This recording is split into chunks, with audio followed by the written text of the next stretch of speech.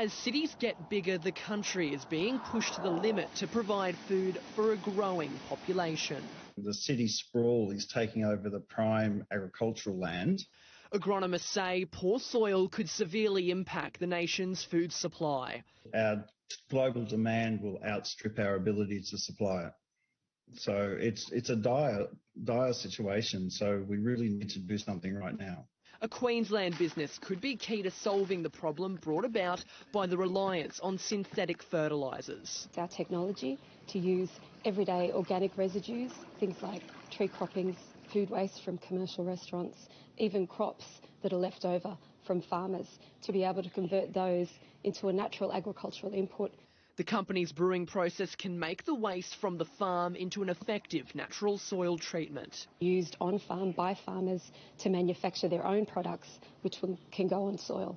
Grazier Duncan Sturrock has already used VRM's treatment products alongside manure available from his feedlots, which is now bringing dead country back to life. Biodiversity in the pastures are improving dramatically. The ground cover has improved. Lawrence Jeffcoat, 7 News.